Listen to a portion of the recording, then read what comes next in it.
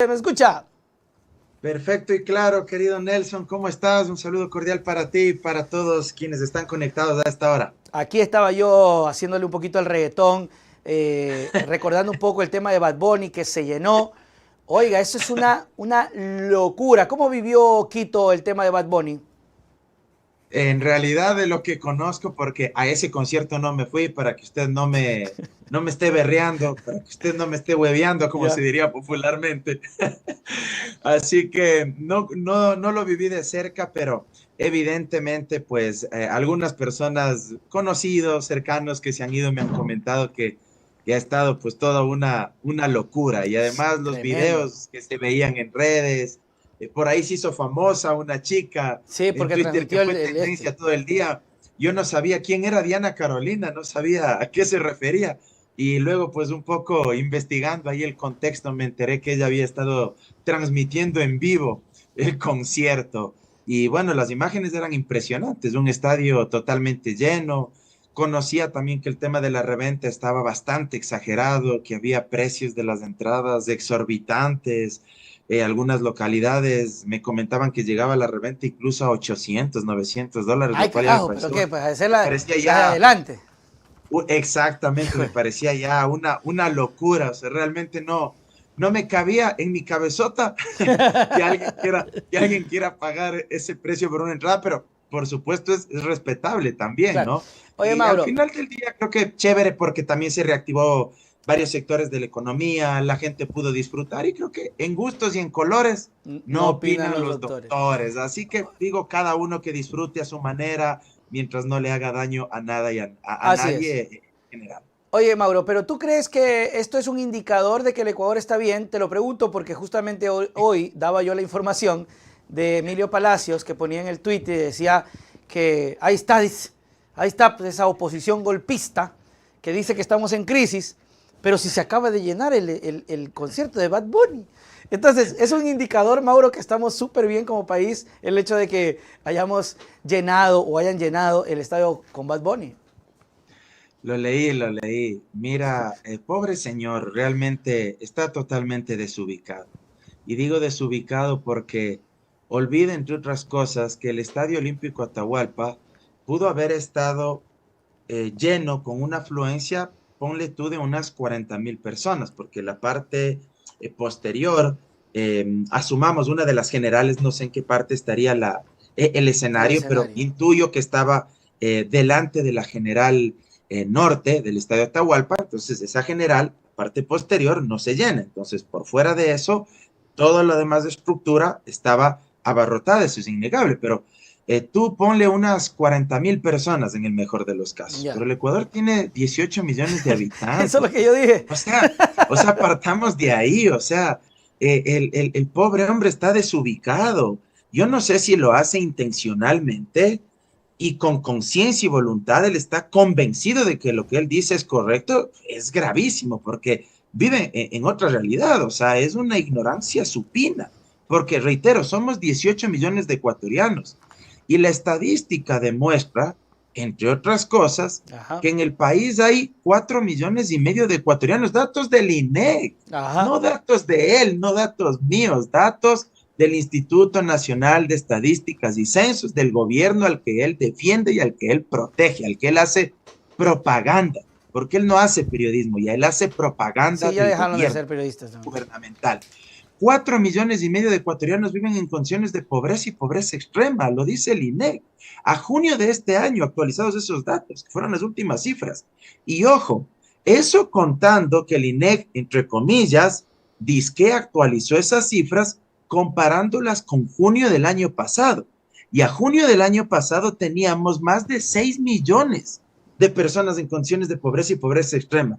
¿Y por qué menciono esto? Porque según el INEG este año Ajá. se había reducido a 4,5 millones, lo cual también es muy discutible porque la metodología se cambió, muchos expertos han señalado que las cifras del INEG están siendo maquilladas y uno pues evidentemente no tiene la posibilidad de revisar la data, cómo se lleva a cabo este levantamiento de información, pero fuera como fuera, el mismo INEG reconoce 4,5 millones viviendo en pobreza y pobreza extrema. Y la FAO, organismo adscrito a Naciones Unidas, que se encarga de hacer estudios, investigaciones en materia de derecho a la alimentación, de nutrición saludable, llegó a la conclusión de que Ecuador es el segundo país, luego de Venezuela, que más desnutrición sufre en América Latina. Mira tú. ¿Cuántas veces nos dijeron que íbamos a ser como Venezuela si ganaba Arauz Rabascal? Ajá. Pero con Lazo ya estamos igualándoles, pues en temas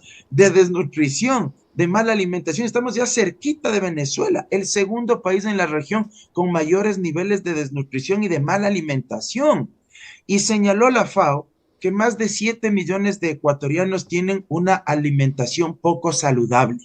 Y de esos más de 7 millones de ecuatorianos, escúchenme bien, más de 2,5 millones de ecuatorianos comen una vez al día o comen incluso muchos de ellos pasando una vez al día. Espántense, porque no hay otro término. Espántense, comen pasando una vez al día, una sola vez, una sola de las 3 comidas que deberíamos comer. Entonces, digo, si el señor no sabe de estas cosas y solo porque ve que un concierto se llena, probablemente con las clases medias, medias altas de Quito y de otras ciudades del país, pues el señor sufre de disonancia cognitiva. O por último, sabe que está mintiendo, lo cual sería más grave todavía, pero nos miente, quiere provocar un embuste colectivo y eso es peor, porque piensa, asume que somos una bola de idiotas que nos vamos a tragar esa rueda de molino. Claro, eso es lo que decíamos, si están envueltos en su burbujita o es como tú dices, simplemente por pelear, que siguen diciendo este tipo de cosas. Lo cierto es que bien por el tema de la reactivación, está muy bien, pero no olvidarse de esta situación. Recordaba, Mauro, ahora que dabas estos datos, que el Ecuador se colocaba en el tercer lugar de la región como el país donde mayor pago de sobornos existe, si no me recuerdo, o hay mucha más voluntad de pago de sobornos para poder acceder a los servicios públicos. Me gustaría tu lectura acerca de esto. ¿Por qué estamos en el tercer lugar en un país donde parecería ser que la gente está totalmente dispuesta al soborno? Yo decía, mala costumbre, idiosincrasia, o es que definitivamente los servicios son tan malos que no les queda de otra. Mira, creo que es el reflejo de la decadencia institucional que estamos viviendo. Es lamentable que a nivel internacional los datos reflejen que el Ecuador es el tercer país en la región donde la gente considera que si no paga sobornos, que si no paga coimas, que si no entrega dádivas, dinero a cambio de determinados trámites, las instituciones del Estado no funcionan. Y esto también refleja el desmantelamiento del Estado. ¿Por parte de quién? Del gobierno nacional, del gobierno de Guillermo Lasso. Porque ante la reducción, ante el achicamiento del Estado, del personal, de los servicios públicos, evidentemente la tramitología se hace mucho más espesa. Los trámites burocráticos se hacen mucho más lentos. Pongamos un ejemplo. Así es. El tema para sacar una cédula o un pasaporte en el registro civil. Si antes tú lo sacabas en 15 a 20 minutos como máximo, ahora hubo épocas en que te daban turno para los próximos 2 meses, para los próximos 3 meses, bajo el argumento de que no existían especies y hasta llegaron a argumentar que supuestamente el problema radicaba por el conflicto entre Ucrania y Rusia. Esa fue la brillante idea que se les ocurrió plantear para justificar su ineptitud. Entonces, si tú tienes este tipo de servicios tan decadentes o en materia de salud pública, que te dan cita para una intervención quirúrgica o una simple cita médica de aquí a 3, 4 meses, o para renovar la licencia, te dan cita para el próximo año, o para de aquí en 4 o 5 meses, imagínate tú entonces, este tipo de situaciones se convierten en incentivos para que la corrupción prolifere. Aparecen los tramitólogos o aquellos que se dedican o que actúan como tramitadores, que te cobran un dinero a cambio de ellos poder influir en el sector público y favorecerte o agilitarte tu trámite administrativo. Aparece la corrupción en los propios servidores públicos que se empiezan a dar cuenta que tienen una ventaja, que tienen un privilegio, porque ellos pueden agilitar o pueden desacelerar, ralentizar, estancar el tratamiento administrativo que tú estás pidiendo. Entonces, Mira, aquí tiene muchísima responsabilidad el Estado central, Ujú. el gobierno del presidente Guillermo Lasso. Y por supuesto, estos incentivos también van acompañados de otro tipo de cuestiones que tú bien mencionabas. No todos, porque me parece que también sería injusto autoflagelarnos como sociedad, como algunos acostumbran y dicen, no, es que todos somos propensos a la Claro, corrupción, no todos. somos una sociedad dejada o de vagos. No, no creo que seamos así. Yo creo que la mayoría somos honestos, somos personas buenas, somos personas trabajadoras, cumplidoras de nuestras obligaciones y responsabilidades. Pero también es innegable que hay ciertos focos de la sociedad donde probablemente se han instalado, se han naturalizado, se han normalizado ciertos patrones, ciertos comportamientos, donde probablemente la corrupción es algo habitual, es Ujú. algo cotidiano. Y esto también es el reflejo de las actuaciones gubernamentales. Si miran que se reparten las aduanas, si Claro. miran que se reparten Petroecuador, si miran que hay consejeros ad honorem a los que se les investiga y la justicia y fiscalía son absolutamente débiles con ellos, la gente común, corriente, el ciudadano de a pie dice, ah, bueno, pues Yo si también. a ellos que están en las altas esferas gubernamentales nadie les hace nada y ellos que se roban millones o que se quieren robar contratos millonarios del Estado para perjudicarnos a todos nosotros, no les pasa absolutamente nada, bueno, pues ¿por qué a mí no me, por qué a mí me ha de pasar algo simplemente por pagar por este trámite? Entonces, Así fíjate es. tú cómo repercute lo que pasa en el Estado central, en la gente que está alrededor del gobierno, cómo termina por repercutir e influir también en la sociedad. Por si acaso, eso no es generar empleo, porque de pronto algún creativo del gobierno tiene que haber dicho, estamos generando empleo con los tramitadores afuera. O estas escenas tristes de las calles que están dañadas, cuando yo me fui a Ambato y la gente sale a querer tapar el bache con la tierra y te pide plata. Por si acaso, señor presidente Lazo, eso no es trabajo. Porque si no, esta gente enseguida va a creer que está generando empleo. Es que a ese nivel estamos llegando. Oye, Mauro, se acabó pues el tema del superhéroe, el buquelazo que le estaban llamando. Se acabó. Se le fueron 26. Dicen que no, dicen que estaban escondidos, dicen que sí se le fueron. Pero la cosa es que se fugaron algunos reos. ¿Cuál es tu lectura a esta situación partiendo de lo que nos habían mostrado hace una semana atrás de este presidente en territorio, de los presos boca abajo?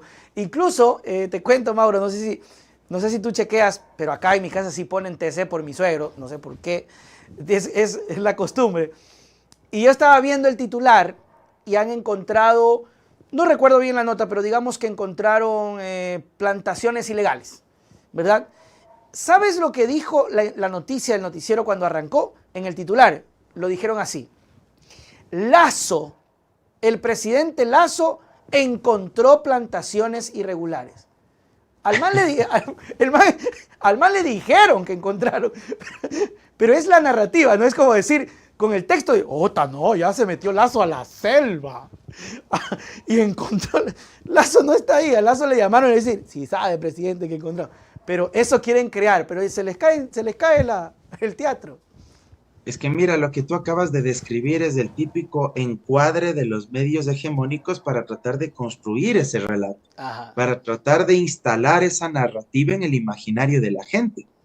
Mucho depende cómo se titule una noticia, una nota en un periódico, un titular en un noticiero de televisión, un titular en una radio, porque ese titular, esa línea, de alguna manera te da una imagen previa, te condiciona de cómo supuestamente habrán sido los hechos, pero cómo te lo cuentan desde la perspectiva de los medios de comunicación.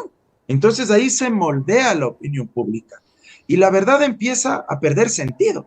La verdad empieza a convertirse en una cáscara vacía, porque la verdad ya no es el reflejo de los hechos concretos, de los hechos fácticos, sino que la verdad es una simple interpretación que ha mutado, que ha sido modificada, que ha sido construida por quienes están al frente de esos medios de comunicación. Entonces, claro, este relato de Lazo encontró plantas en en el centro de rehabilitación social, te da a entender para quien no está del todo bien informado que poco más y el presidente Lazo entró como MacGyver Sí. o como Rambo a la penitenciaría y él fue el que desarticuló Sí. a las bandas ahí dentro y encontró las sustancias estupefacientes y psicotrópicas y poco más, él hizo el decomiso y todo lo demás. O sea, lo que se pretende ahí es posicionar la idea de un presidente duro, fuerte, con liderazgo, que se enfrenta a las bandas del crimen organizado. Pero creo que ya a estas alturas la realidad es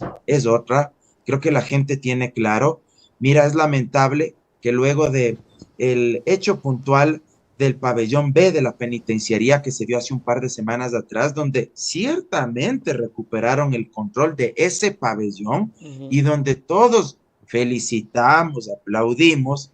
Mira, pasaron unos pocos días, una nueva masacre en la cárcel del Inca acá en Quito. Así 5 días es. después de lo del pabellón B, hubo 5 asesinados y 15 heridos en la cárcel del Inca. Posteriormente se generaron nuevos incidentes y ahora último, en la, eh, en los centros de adolescentes infractores, igual de Guayaquil, la semana pasada, recordarás tú, justo hace una semana, me parece, el jueves pasado, que tuvimos igual programa contigo, se escaparon 4 o 5 adolescentes infractores. Dentro de ellos, el presunto sicario del fiscal que fue asesinado en la ciudad de Guayaquil hace un par de meses atrás, que se me va a este momento el nombre y el apellido, ¿sí? Que fue asesinado a las 8 de la mañana Sí, en en la los Merced. exteriores de la fiscalía, correcto. Y ahora, hace par días atrás, se han empezado a fugar de la penitenciaría y recién ayer en la noche el SNAI reconoce. Y en un primer momento nos dijeron que eran solo 5. Y hoy en la mañana ya nos despertamos con la novedad de que eran más de 26 y que seguían contando. Entonces, aquí existe un fracaso evidente del gobierno. No hay política pública, no hay estrategia, no hay plan de política criminal que logre evitar las masacres, los enfrentamientos, las fugas. Pero lo más grave, 2 cuestiones que el gobierno se niega a reconocer. Claro. Primero, algo que hemos insistido contigo, ¿por dónde ingresan las armas y quién permite el ingreso? Eso nunca se dice, Y ¿ah? aquí, Es un y misterio. aquí ya no podemos tapar el sol con un dedo. Aquí hay corresponsabilidades de los agentes del Estado, de los miembros del SNAI, de los miembros del sistema de rehabilitación pública, guías penitenciarios, pero fundamentalmente, aunque duela decirlo, y te lo digo como hijo de una madre que fue policía, pero aquí hay corresponsabilidades de los miembros de la Policía Nacional, porque ellos controlan en el acceso a los centros de rehabilitación social que no ingresen armas, pero siguen ingresando, incluso munición pesada, Claro. munición de alto vuelo. ¿Quién permite el ingreso? ¿Quién les facilita las armas? Si no se reconoce que la Policía Nacional está infectada, está corroída por las bandas del crimen organizado, esto va a seguir sucediendo y se necesita una depuración urgente.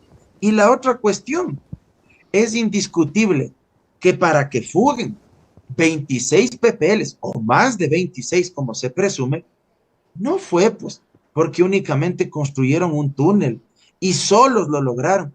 Ahí fue con la anuencia, con la participación, con la complicidad, nuevamente, de miembros del SNAI, del sistema de rehabilitación social y por supuesto de miembros de la fuerza pública, de la Policía Nacional.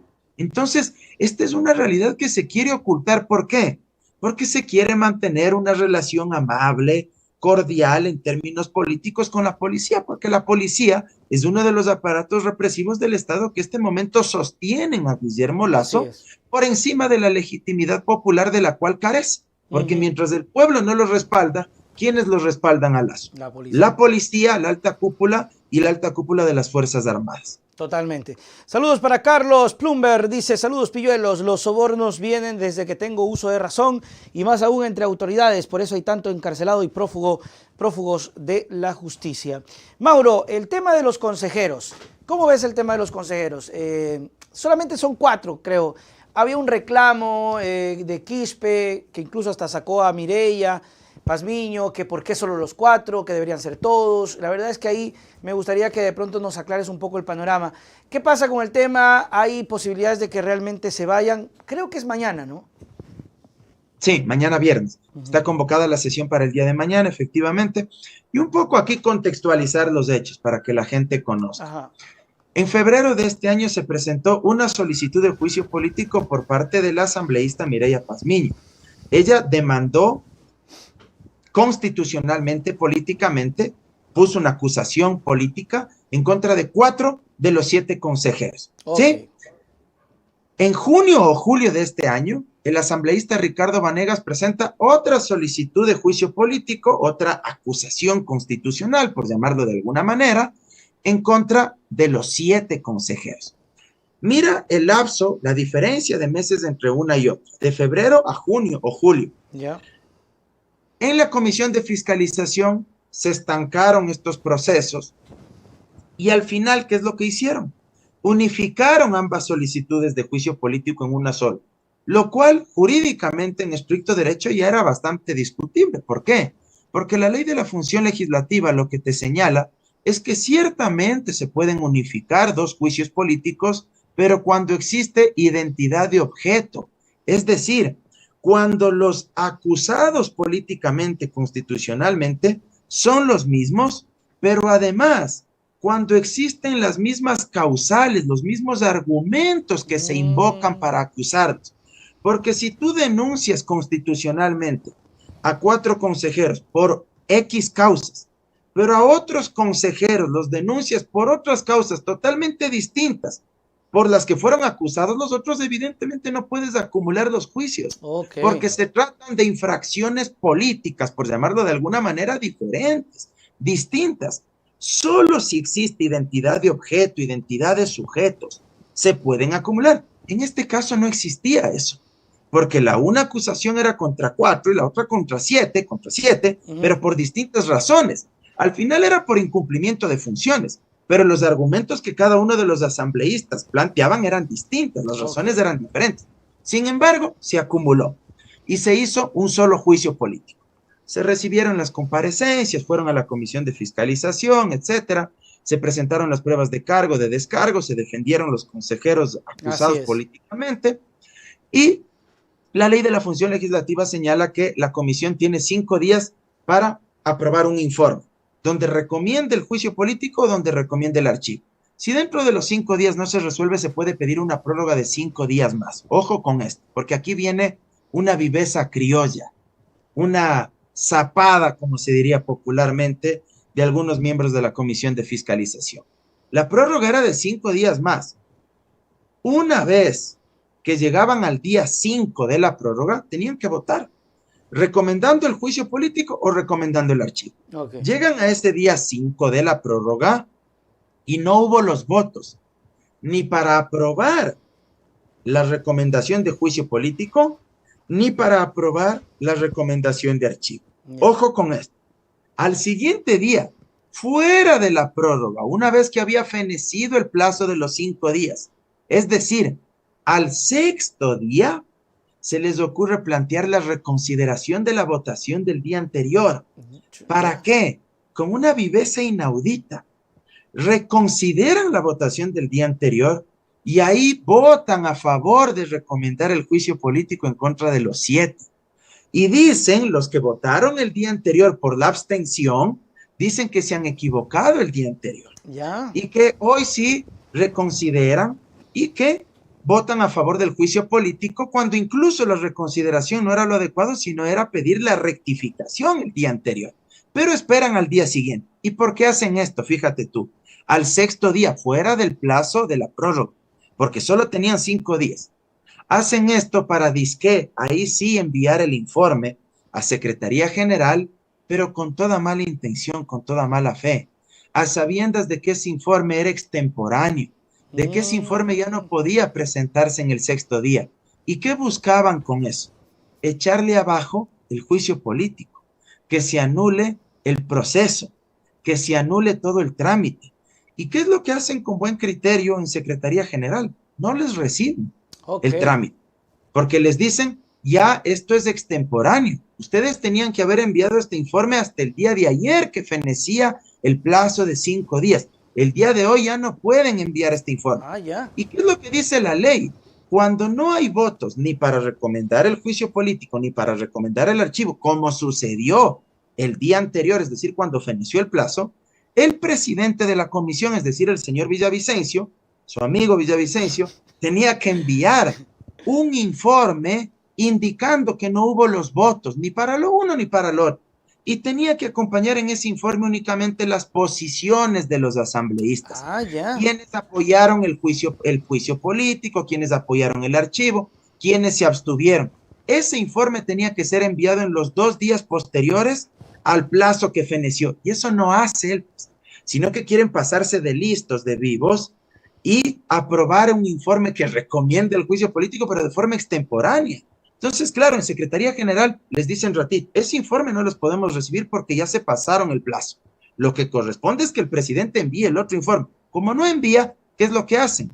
Aplican el inciso final del 142 de la Ley de la Función Legislativa, que señala que ante la falta de pronunciamiento, ya sea en los trámites de proyectos de ley o en los procesos de fiscalización que se dan en las comisiones, ante la falta de pronunciamiento dentro de los plazos que señala la ley, el Pleno resolverá estas situaciones. ¿Qué hicieron en el Pleno? Resolvieron y ahí hubo los votos, ahí sí es de una decisión política también, donde 84 voluntades decidieron que se debía emprender el juicio político solo en contra de 4 de los 7. Mañana se da la sesión y se necesita 70 votos para la censura y destitución de esos consejeros. Que aparentemente que aparentemente existe, que estarían los votos. Mira, todo ese recorrido no estaba muy claro, así que gracias por eso, Mauro. León A. Guzmán, saludos, dice acá León A. Guzmán, a ti, Mauro, a Nelson, por informarnos a los migrantes. Acá, gran apoyo a Correa y a Glass, dice acá, hasta la victoria siempre, compatriotas. Hablando de Correa, para cerrar un poco el tema, existió un malestar de Villavicencio al ver una valla de Correa con el candidato a la prefectura de Manabí, Leonardo Orlando. Se quejó y lo bajaron. Te quería preguntar esto, ¿se lo bajan porque era considerado publicidad anticipada o es porque no pueden usar la imagen de Correa porque según Villavicencio él está condenado y no deberían usarlo como imagen?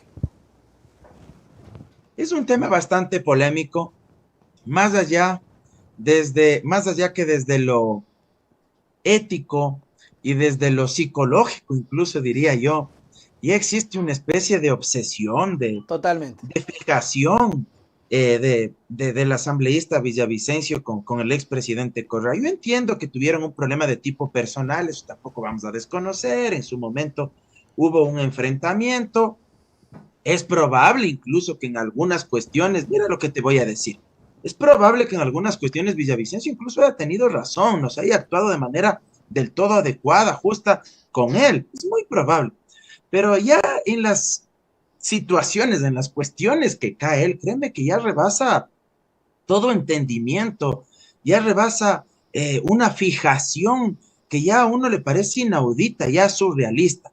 Más allá de eso, mira, te decía, es un tema bastante discutible desde lo legal porque hay que reconocer que una persona que está sentenciada penalmente, como es el caso del presidente Correa, no estoy diciendo que la sentencia fue bien expedida o mal dictada, más allá de que hay muchos cuestionamientos de esa sentencia por el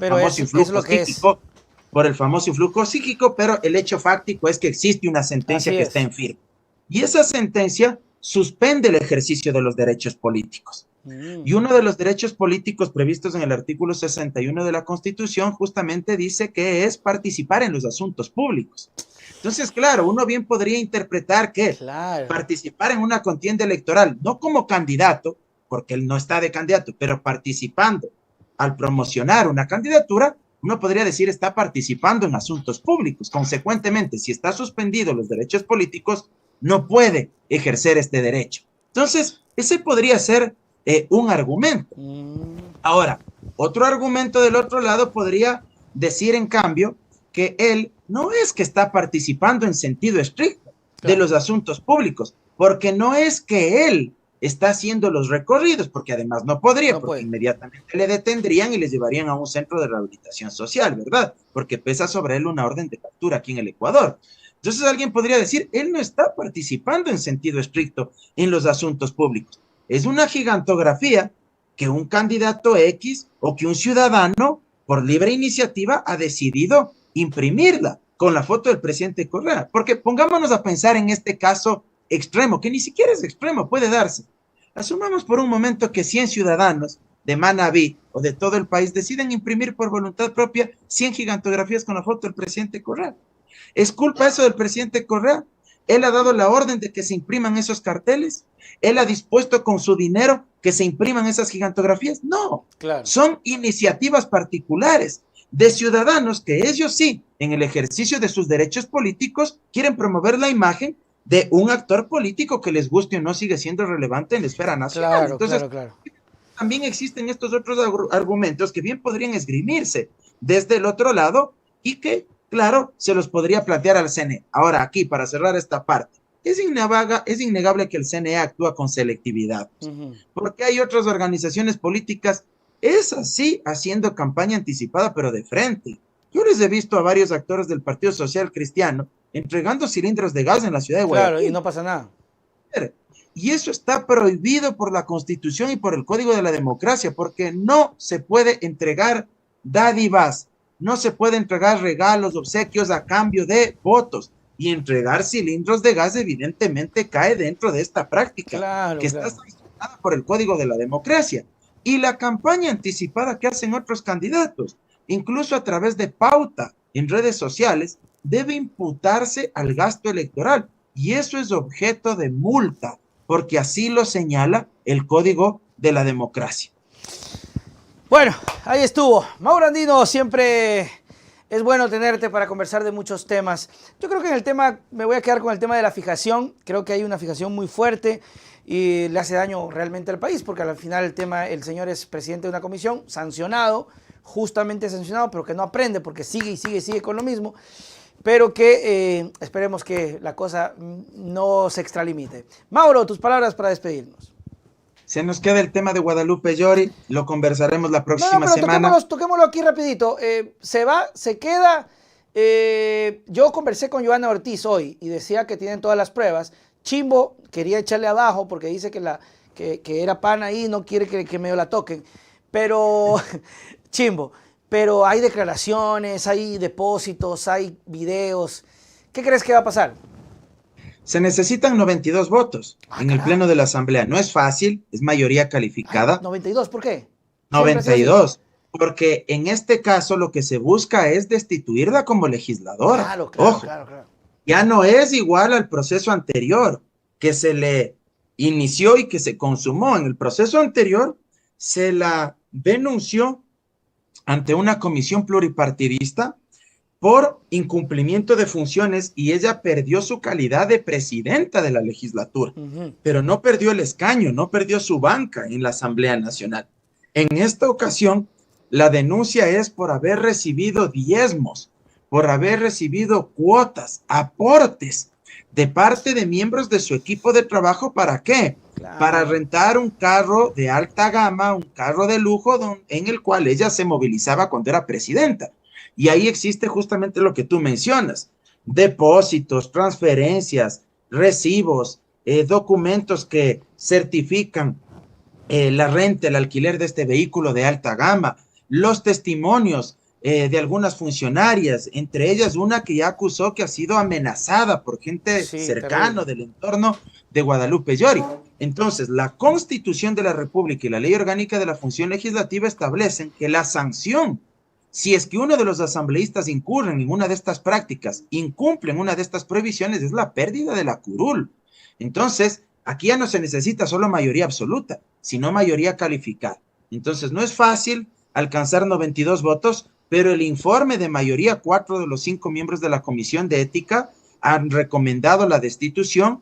Habrá que ver qué sucede en el Pleno. Desde que se entregó el informe existe un plazo de hasta 5 días para que se ponga en el orden del día, para que ella se pueda defender en el Pleno de la Asamblea y para que los denunciantes también hagan uso de su legítimo derecho a presentar las pruebas de cargo ahí ante el Pleno y a sustentar los argumentos que ellos han planteado en la comisión o en el comité de ética. Así que veamos qué es lo que ocurre. Reitero, 92 votos, pero me parece que bien podría consumarse porque creo que hay algunos elementos que a uno le hacen colegir que efectivamente ella diezmó, ella pidió cuotas a los miembros de su equipo, ¿a cambio de qué? De que se pueda alquilar un vehículo en el cual ella se movilizaba. Terrible. Seguramente la próxima semana lo vamos a saber porque según los tiempos caería la próxima. Un saludo para Pablo Velázquez, para Nicole y Pablo que siempre nos ven, pero en especial también los jueves, dice. Ya sabes por qué, ¿no?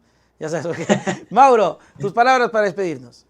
Gracias a todos los que se conectan semana a semana con nosotros, enviarles un abrazo enorme, gracias a ti, amigo Nelson, por el espacio y pedirles, como siempre, que nos sigamos en nuestras redes sociales, que me sigan en mi cuenta de Instagram como Mauro Cabezón Andino, en mi cuenta de TikTok igual como Mauro Cabezón Andino, en mi cuenta de Twitter, @Mauro Andino es. Si no tienen cuenta de Twitter, créense una, hay que tener una comunidad más grande.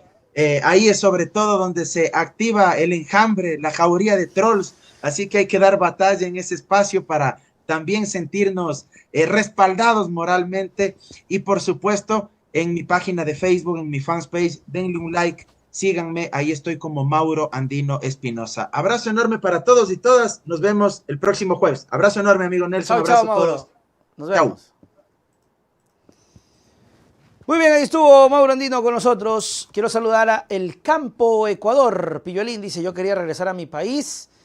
Yo quería regresar a mi país el próximo año, pero ya no hay cómo regresar. Dice, más bien, me voy a traer a mi familia.